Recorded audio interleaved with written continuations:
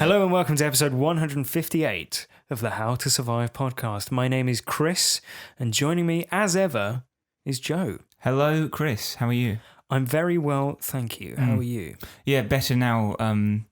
I have seen Don't Look Now. Yes, which is this week's film. Yeah. Very subtly and smoothly referenced there by yourself.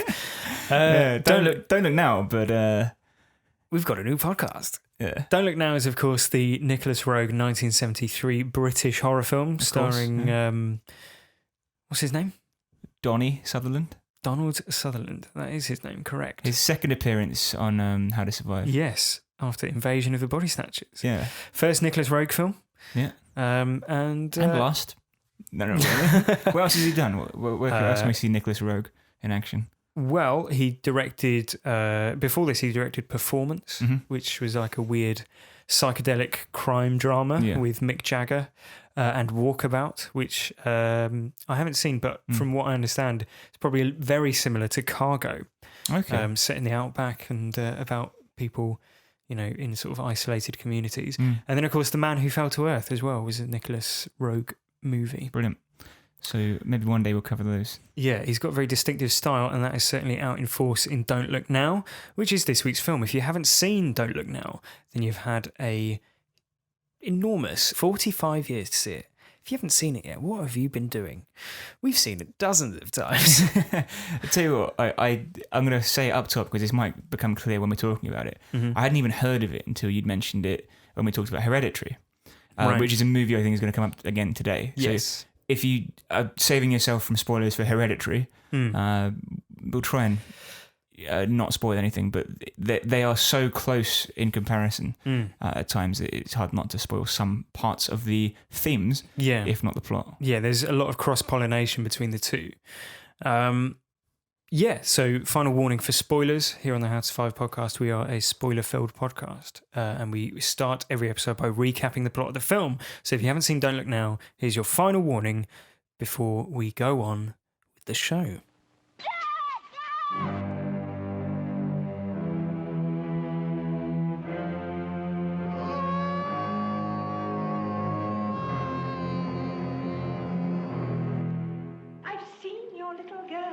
She was laughing. Yes. My sister's psychic. She wants you to know. I've seen her. And she wants you to know that she's happy. Christine. John, do you hear what I say? It was Christine. My daughter is dead, Laura. She does not come peeping with messages back from behind the grave. Yes. Christine is dead. Yes. She is dead. Yes. Dead.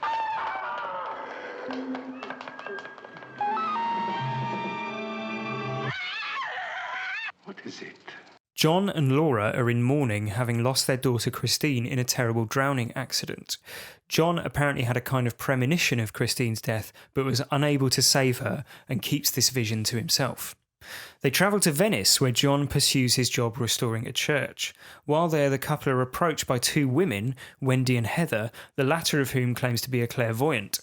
Heather claims to be able to see Christine's spirit and tells John and Laura not to worry because she is happy and laughing. Nothing sinister about Nothing that. sinister at all about a laughing ghost girl in a horror movie. Especially when it's told to you by an English blind woman in Italy. Yes. Thank you very much. John is sceptical, but Laura continues to meet with his sisters, and Heather shows signs that she can genuinely see Christine, describing her distinctive red Mac that she was wearing when she died. Yeah, that's a Macintosh coat, not an iMac. Yeah. Following a dinner, John catches glimpses of what appears to be a young girl wearing the same red Mac as Christine, but she disappears when he follows her. Heather, Wendy and Laura hold a séance to contact Christine. Afterwards, Laura tells John that Christine has warned John to leave Venice as his life is in danger, a premonition that nearly comes to pass during the renovation of the church when John falls from some scaffolding. John continues to be sceptical and writes these warnings off as the sisters playing a hoax on his wife. That night, the couple receive a phone call to inform them that their son has had an accident at boarding school, and Laura rushes back to England to be with him. The next day, John sees Laura on a convoy of funeral barges along with Heather and Wendy, but is then unable to find any trace of her. He notifies the police, concerned of his wife's mental state, and tells them of his suspicions about Heather and Wendy, but the police instead send a detective to follow John, concerned that he may be involved in serial murders taking place around the city.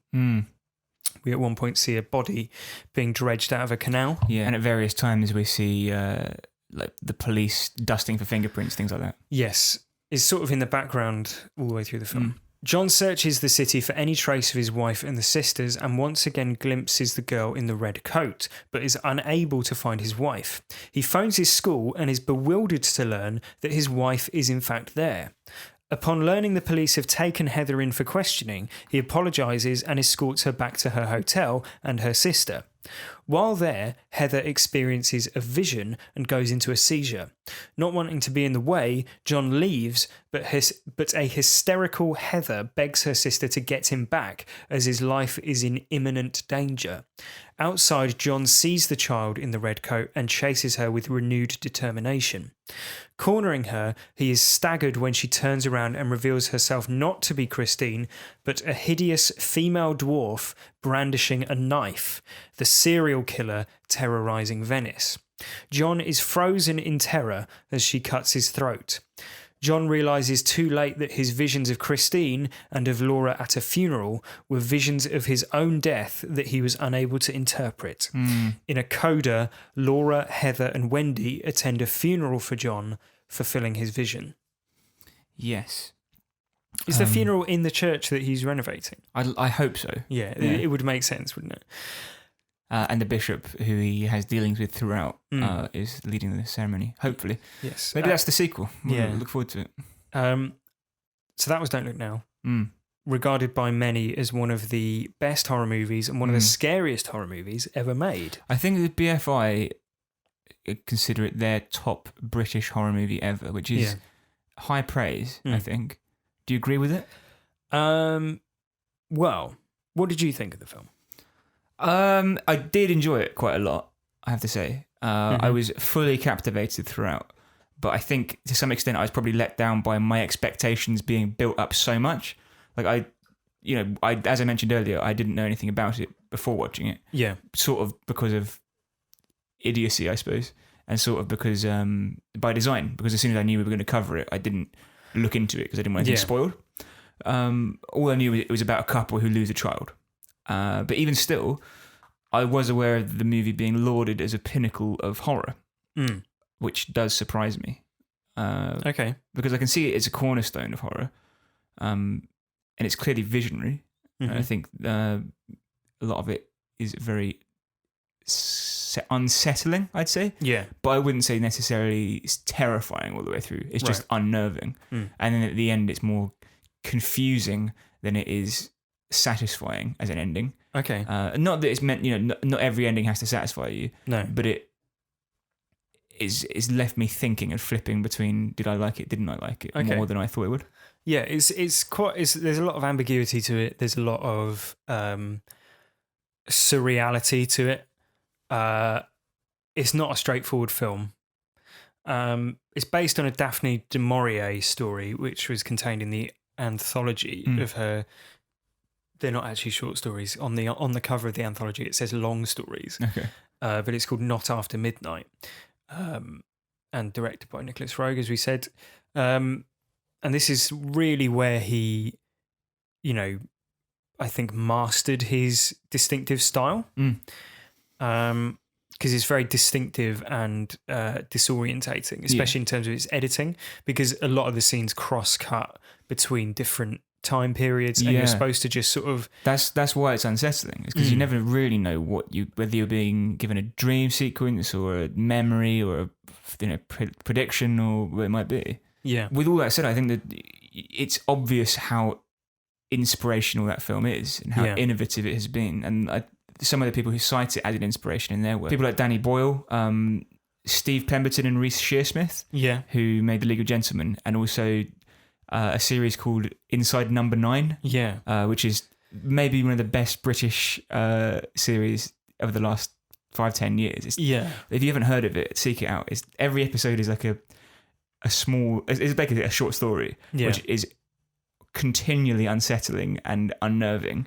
Yeah. And in interviews, they've said that they aim to create a world where the viewer feels like they do when they watched The Wicker Man or Don't Right. Look Now, which I think they succeed at. Yeah. Um, And of course, the best, or well, certainly one of the best episodes of Inside Number 9 is called 12 Days of Christine. Yeah. Of course, yeah. Lynn Ramsey said it was an influence on her work. Mm-hmm. Yeah. And if you watch We Need to Talk About Kevin, think about the influence of the colour red in that film. Yeah. It's everywhere.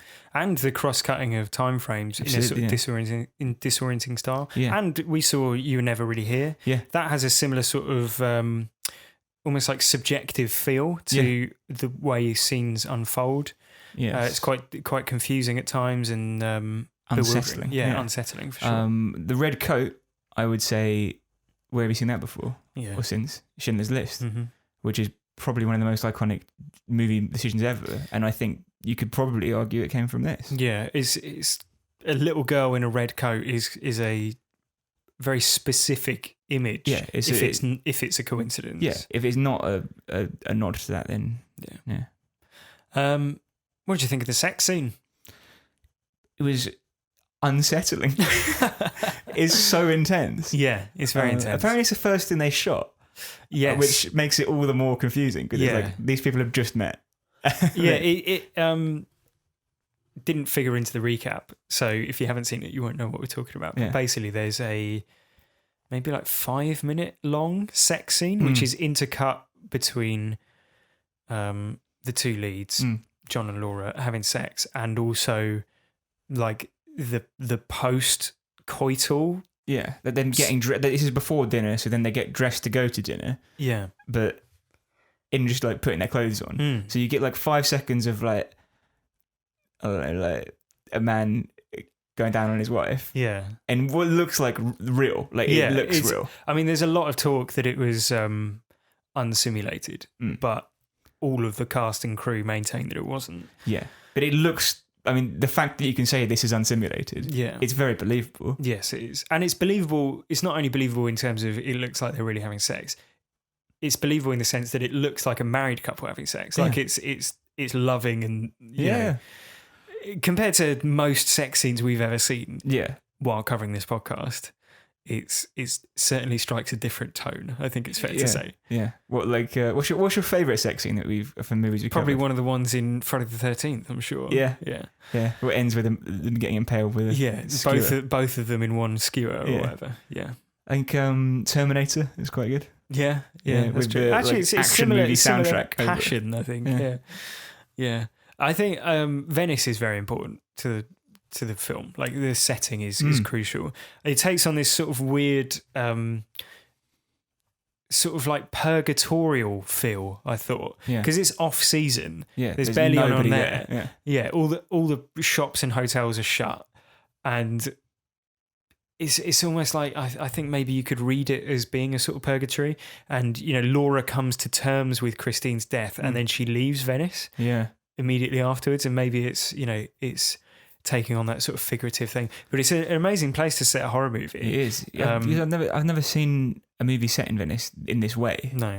Where they're running through the alleyways and the echoes and the shadows, and the architecture. It when you compare it with Hereditary, one of the things we'll probably talk about is the nods to religious aspects and the fact that it's a Catholic country with huge monuments, and he's building a church. Let's not forget. Yeah, exactly. Like, it's basically the seat of Catholicism. Yeah, or not quite, but you know what I mean. Sure, it's like it's an important religious place. Yeah, for sure. And also, obviously, there's a lot of water around, and water plays a big part in the film. Christine drowns in the opening scene, and then every scene that involves some sort of danger is prefigured by water being sort of knocked over or smashed, or glasses of water being smashed. Yeah, you were telling me about this before we recorded. So take me through the. Well, so before Christine drowns, John knocks over a glass of water. Yeah, and her brother rides over a pane of glass on his bike as well. Right, exactly. Yeah. It gets a burst tire And cuts his hand. in the restaurant when Laura has been told that Heather can see Christine. She passes out afterwards and knocks over a glass of water. When the scaffolding collapses underneath John, a plank of wood smashes through a pane of glass. It is, every scene that involves some sort of danger, including the last scene, involves some sort of Glass break. glass and water related. Yeah. In the scene just before the climactic scene, John asks for a glass of water, Yeah. for example. He's inviting death into his life. Yeah, it's a bit, maybe a bit of a stretch. I don't know. The thing that for me, I didn't notice that, but I think now you mention it, it's very clever. Yeah. But the thing I did notice was the use of red, and as we mentioned, like the palette of the film is basically gothic horror, Yeah.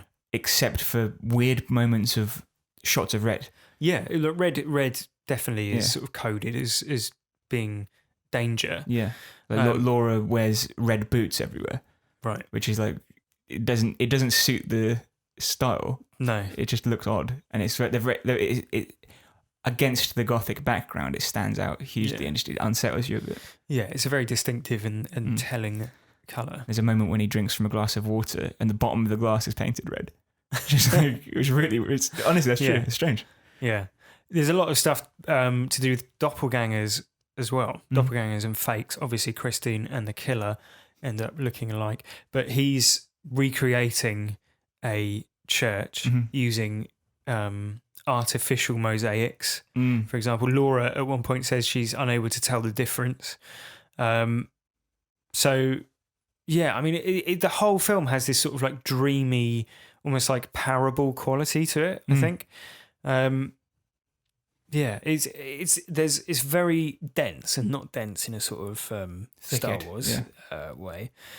It's so dense. It's not that sort of dense. It's dense in terms of there appears to be a lot of thematic depth to it. I mean, there are two things at play as well. I mean, it's dense because you have two stories going on at the same time. You have the traditional horror story, which we'll talk about shortly, but you also have the story of Donald Sutherland's grief and his wife's grief. And at the same time, when he's chasing at the end, chasing the figure in red through the alleyways, on the one hand, it's a horror because it's like, oh, is this the killer? And on the other hand, he's chasing his dead child because he can't accept the fact that she's gone. Yeah, and that's just tremendously sad. Yeah, it's. See, this is one of the things, right? So it's called a horror movie, or like it is known as being a horror movie. To what extent do you think it is a horror movie? Well, like I say, there are parts of it. I mean, to answer that question, let me draw on the words of Roger Ebert, if I may. Please do. Who says, the plot of Don't Look Now, if it was summarised in a realistic way, would be fairly standard horror stuff. The identification of the red-hooded figure is arbitrary and perhaps even unnecessary. It is the film's visual style, acting and mood that evoke its uncanny power. Like the recent films of M. Night Shyamalan, it works through apprehension, not plot or action. The explanation is perfunctory, but the dread is palpable. Yeah, I think the dread and the tension is the things that stand out, because even in basically, day-to-day domestic scenes, there is a palpable sense of tension throughout. Because he'll be sat having his lunch and then we'll open his briefcase and take out a photo. Yeah. And like he's obviously seeing something in it that we're seeing, which is like, this is just pure fear.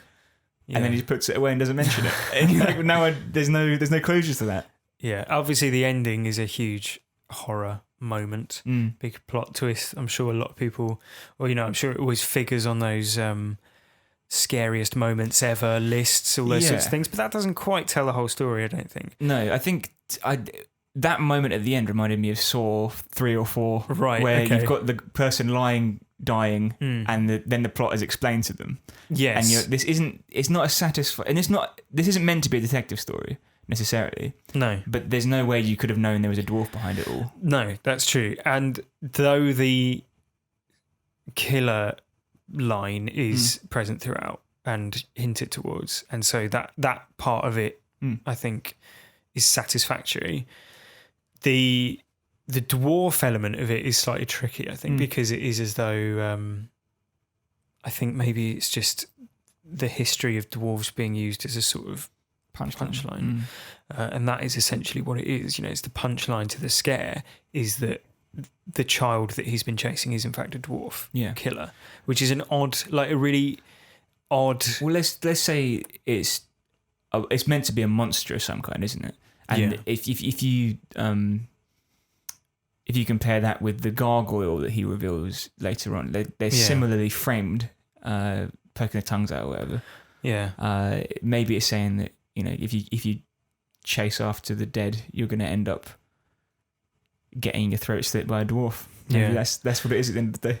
I think what sets it apart in terms of it being a horror movie, though, is that the characters have a great deal of depth, certainly more than your average horror movie. Absolutely. And they feel like real people. You wouldn't have this as my first horror movie, would you? You wouldn't, as a teenager, want to take a date to see this. Yeah. It's not exactly your Bye Bye Man or whatever. Yeah, exactly. In fact, there's pretty few traditional horror moments throughout, isn't there? It's more about that building of tension and building of dread. Which is to its credit, because that's exactly what we like in horror films. Yes, definitely. There's no real jump scares or anything. No. Maybe none. Unless you count the ending. But that's scene. That's not it's really not a jump really scare. a jump scare. It's just like, not in the tradition, not in the modern sense. No, Certainly. absolutely. The editing style is very interesting, I think, and it's something that the film has come to be a hallmark of the film, because it has this sort of dreamlike style we mentioned earlier. Yeah. And it becomes quite confusing and disorientating.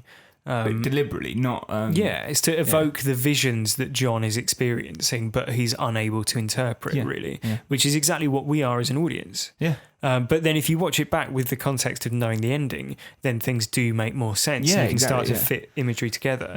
I think the entire movie is able to keep you unsettled by never giving you that space to reflect until the end. Yeah. As soon as you take in a piece of information, it's cut with a new piece of information. So then you've got two feeds giving you like two separate stories at the same time, which somehow works perfectly. Yeah. In terms of coherence, because you don't lose anything. And it's only at the end you're like, all right, but it just leaves you feeling like you never know what's going to happen next. Yeah. It's I think an editing masterpiece in terms of defining its own style. It sort of reminded me of Arrival, and I don't know how much we can say without spoiling it, but there's an element to that film and to the editing in that which reveals itself at the end and recontextualizes everything that came before it. Yes. I think there's the same thing in this film. We can might turn to Ebert again, if you'll permit me. Sure. Roger Ebert said, it's like having him in the room. Yeah. I've been through the film a shot at a time, paying close attention to the use of red as a marker in the visual scheme. Okay. It is a masterpiece of physical filmmaking in the way the photography evokes mood and the editing underlines it with uncertainty. The admitted weakness of the denouement is besides the point, and I have come to the accommodation with the revelation about the figure in the red raincoat. The figure need not be who and what it seems to be, or anything at all, except for the gargoyle that awaits us all at the end of time, sticking out its tongue. Yeah. So yeah, it is almost incidental. I think that works in the sense of the serial killer stuff is in the background, and it remains in the background even after the ending. Yeah, it's sort of irrelevant to the actual thrust of the film. Yeah, despite the fact that the protagonist ends up being killed. It's just the moral of the story is he is on a road to nowhere, a road to ruin because of his grief. Right? Yeah. I think so. And like you say, the editing of it, it's you're there for the ride, not necessarily the story, right? Yeah, and but what you were saying about him being on a sort of railroaded course, there's a sort of like predestination paradox type thing going on. because everything John does to solve the mystery, as it were, of who is the figure in the red raincoat, and understand all the things that he's seeing, it ends in his demise, which is reminiscent of a film called La Jetée, which is from 1962, directed by Chris Marker, which is like an experimental film, which is single images, still images, and it went on to form the inspiration for 12 Monkeys, which I don't know if you've seen. The Terry Gilliam I haven't film. seen it, but I know what it's about. Are you aware of the ending? I think so. Basically, that involves a predestination paradox, where something that a character has been trying to prevent, he ends up obliquely causing. Right, yeah. So you go back to stop Skynet and accidentally start Skynet. Right, exactly, yeah. But I can't really say that much about it. One other film that it reminded me of, actually, which, again, I'm sure it's an influence, was In Bruges. It has that same sort of locked in one location feel. Yeah. I think a lot of people interpret In Bruges as being a sort of purgatory for him, for the main character. And, yeah, I think maybe that's probably a pretty strong link. Well, there's even another thing there. Maybe I can't say it because I don't want to spoil In Bruges, but a dwarf is involved. Yeah, I do think, considering how obviously influential it is, it's not a household name, is it? No, not at all. I've talked to my mum about it, for instance, and she's never heard of it. Right, having grown up when it was out. I think it's a cult movie, but it's a different cult to the cult movie that we're talking about next week, for example. American Werewolf in London. Yeah, which is, they're both classic horrors, but they have very different audiences. And I think they're both cult movies, but different cults. Audiences, yeah.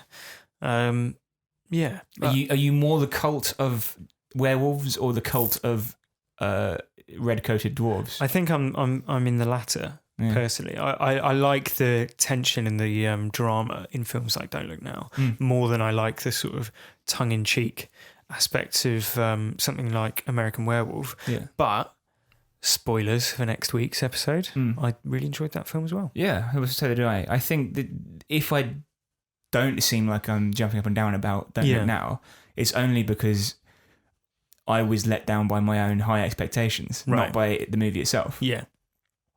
And the fact that it's been, like, by you even compared so much to Hereditary means that, like, I love Hereditary. I think it's like my favourite film of this year for certain, maybe last year too, you know, a long time. I wonder if my expectation based on that comparison means that it could never have lived up to it. Yeah, and also there are a number of similarities narrative-wise between the two films. Obviously, it's not nearly as hysterical in Don't Look Now, but I think there's enough crossover for it to almost constitute a spoiler for Don't Look Now if you say it's like Hereditary. Exactly. That's exactly it. Yeah. I mean, you've got the grief. I'm trying not to spoil Hereditary, so I'm just going to give you some vague themes: grief, science versus psychic. And a character who works in a creative field. That's about as far as I can go without spoiling things. Yes, but I think the difference is that the psychic sisters in Don't Look Now appear to be on the good team. Yes, although it's difficult to say anything, isn't it, without spoiling Hereditary? Yeah, but Yes. I think the threat of the supernatural in Hereditary, let's put that to one side for now. Yeah. Were you surprised that the psychic sisters in Don't Look Now turned out to be goodies? That they were... They are essentially benevolent. Yeah. I suppose to an extent, yeah. That was like it goes against what if you're approaching it like a horror movie, it goes against what you're expecting for sure. The black magic is rarely used for good. Yeah. The scene where she's channeling Christine is pretty weird, isn't it? Yes, it's she's creepy. Like rubbing her boobs and jumping up and down. Yeah. What is that? It's odd. Yeah. I think Hereditary is the better movie because it's unlike anything I've seen before. But then, do you think to some extent Hereditary is a film made for our generation? Isn't it? So it might, if you were watching this back in 1973, you might have preferred this one. Maybe. I don't know. It might be tailored. The intro especially almost has that sort of feel of there's like public information films.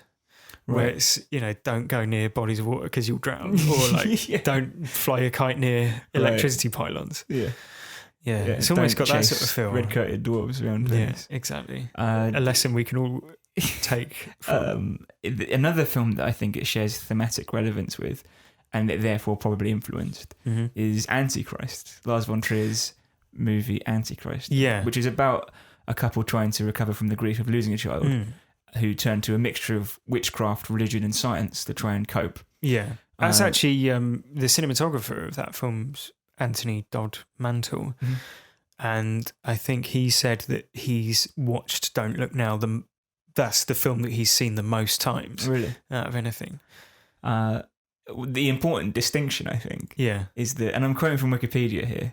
I don't remember a scene in Don't Look Now where she attacks him, accuses him of planning to leave her, mounts him, and then smashes a large block of wood onto his testicles, causing him to lose consciousness. Yeah. Have you seen Antichrist? Yeah, I have. Yeah. Fucking upsetting. Yes. And on that note, it's that time of the show where we talk about how we would survive if we were in the movie. Now, there's basically one primary threat, isn't there, in this film? Red-coated dwarfs? Yes. So, Joe, how would you survive? Well, on that note, of don't get killed by a red-coated dwarf. Yeah. If someone comes at you with a knife, put your hands up. Right. He's in shock, isn't he? I've never been so shocked as to. If you pulled a knife now, I'd be like, whoa, that's weird. Imagine if you went up behind Hannah, your wife, and you got within 3 feet of her, and she turned around and it wasn't Hannah, it was a dwarf with murderous intent wearing her clothes. You might be so stunned. There's a few seconds of processing, is what you mean. And not only that, but you'd had these odd dreams and visions of you tapping Hannah on the shoulder for the last few weeks. Right. And then suddenly you realise that those were premonitions of your own death. Yeah. Then it would be a disturbing revelation for you. You might get stuck to the, you might be stock still. Yeah, your response time might be delayed. Yeah. I still think put your hands up. Yes, it's probably, I think safest not bet. to be crude about it, but do you remember when we covered Child's Play? Yeah. And you said Chucky is so small, you could overpower him quite easily. Yeah. The same applies to this dwarf who is cast because they're small. I'm not trying to be offensive. She is cast because she has the body of a child. The same profile toddler. of a child. Yeah. Yeah. So on that basis, just push them over. Yeah. Push him over.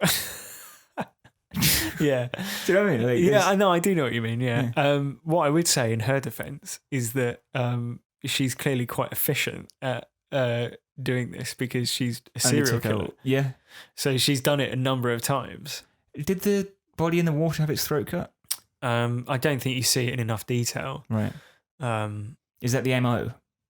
Well, I don't know, because does his body end up in the canal? We don't see it. No. Did the body of the woman whose body it was getting pulled from the canal, did she also lose a daughter? Yeah, well, this is the thing, though, isn't it? Is because it appears that the murderer is sort of in on the situation, but she can't be unless it is.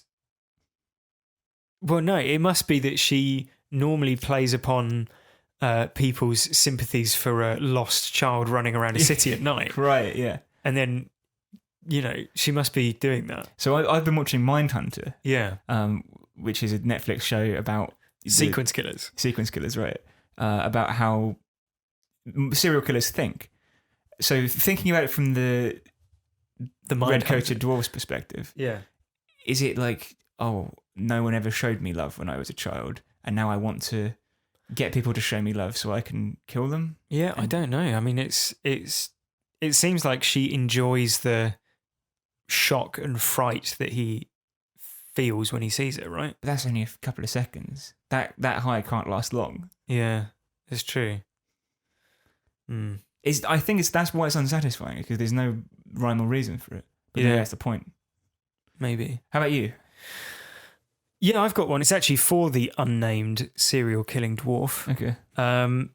If you value anonymity or freedom, don't wear a distinctive, eye-catching item of clothing. Right, yeah. Red is, scientifically speaking, the most eye-catching colour. That's why danger signs A red. are red, right?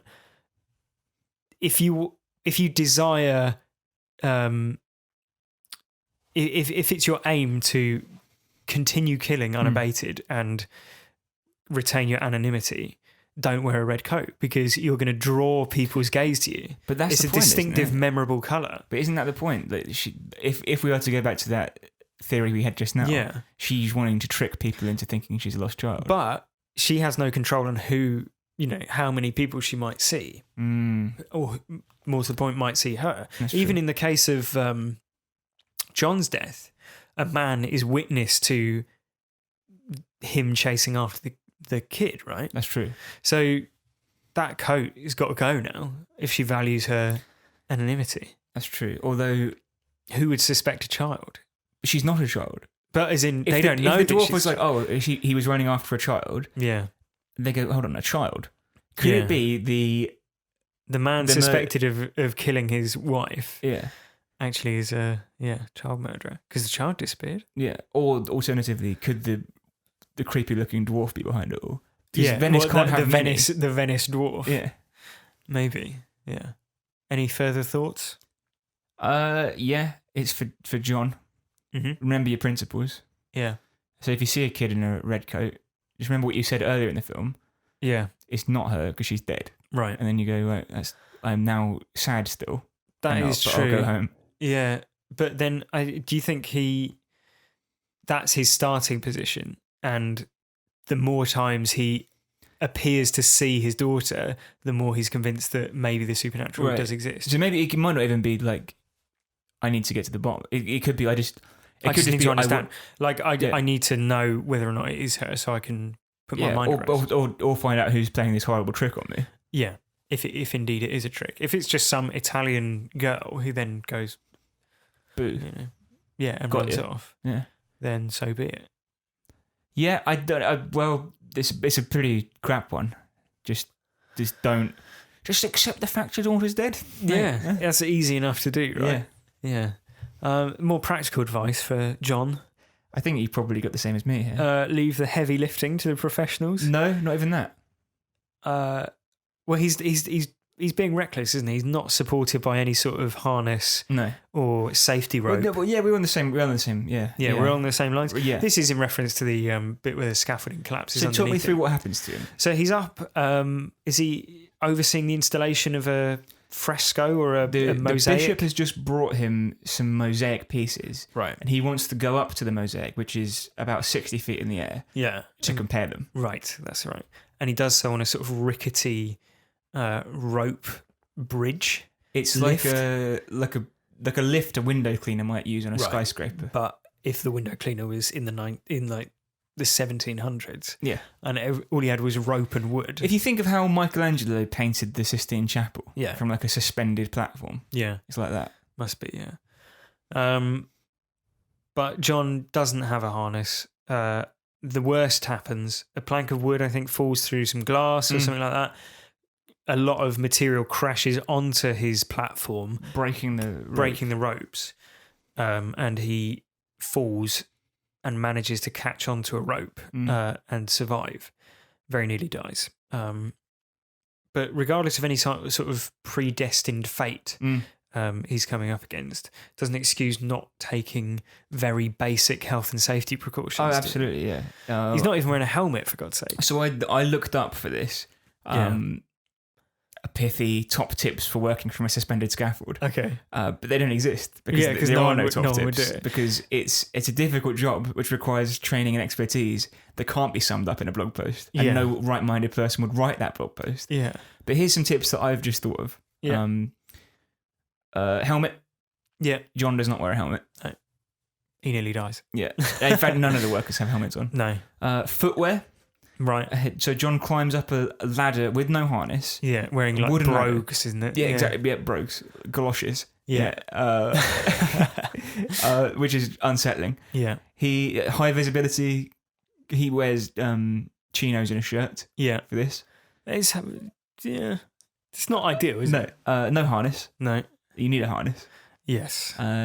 Unsecured loads and debris. Mm-hmm. There's just a plank, which is clearly, to fall like that, it must be balanced on a knife edge. Yeah, exactly. That's irresponsible from whoever's left it there. A ratcheted load system for the lift. Okay. He's, instead of a ratcheted load system or a crank of some kind, he has 3 men who don't even speak the same language as him, lowering him and raising him. Yeah. That's all bad ideas. Yeah, those are indeed top tips to anyone who might be listening who is currently working from some scaffold. Yeah. Did you know Donald Sutherland did the stunt himself? Yeah, and did you know, you probably read the same IMDb trivia. Well, yeah, I think it's pretty well documented Yeah. that he did it himself with like a single wire for safety. I found out consequently that wire would not have supported his weight. No. Had he let go. Yes, exactly. And he would have died. So thank you very much for listening to How to Survive Don't Look Now. Hopefully you have learned all about how to survive from any falls from suspended scaffolding, or if you encounter any dwarves that look like your dead children, please do not follow them. Don't even look at them. No. Not now, don't not look ever. now. Yeah. Thank you very much for listening. Next week, as we mentioned, is American Werewolf in London. It's another classic horror movie that we haven't covered yet. John Landis, director. Yeah. He did this after Blues Brothers and Animal House. Yeah. He's an odd fellow, John Landis. Yeah. As is his son, Max Landis. More on that next week. Yes. If you'd like to get in touch with the show, howtosurviveshow@gmail.com is the email address. You can also get in touch on Twitter @howtosurvivepod.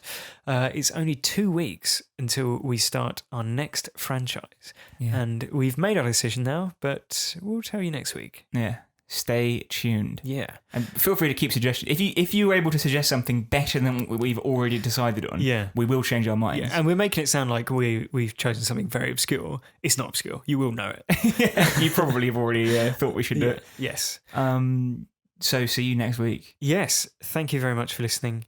HowToSurviveShow@gmail.com, @HowToSurvivePod. Don't forget to rate and review us on Apple Podcasts or whatever podcast platform you use, because that's really good. It helps us find people to listen to the show.